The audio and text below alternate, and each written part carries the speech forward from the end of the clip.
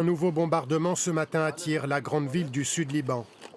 Israël poursuit ses frappes aériennes et intensifie ses opérations terrestres. L'armée israélienne a diffusé ces images. Elle affirme avoir encerclé la ville de Benteshbel, un fief du Hezbollah situé à quelques kilomètres de la frontière avec l'État hébreu. Un soldat israélien est mort, le 13e depuis le début de cette nouvelle guerre contre le Hezbollah. Pas de quoi entamer la détermination de Benjamin Netanyahou. On ne se reposera pas tant qu'on n'aura pas restauré la sécurité. Bien sûr que les combats continuent, ils ne se sont pas arrêtés et ils continuent tout le temps. C'est dans ce contexte d'affrontement que doivent débuter les discussions historiques entre Israël et le Liban à Washington. Les ambassadeurs des deux pays doivent se retrouver ici au siège du département d'État, sous la médiation du chef de la diplomatie américaine, Marco Rubio.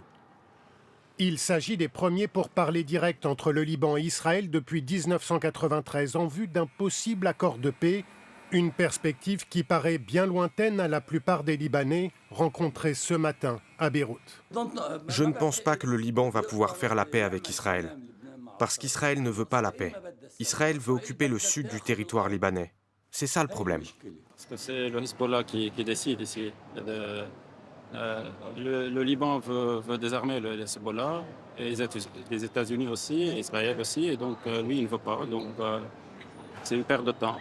C'est l'un des principaux enjeux des négociations entre le Liban et Israël, le désarmement du Hezbollah exigé par les Israéliens.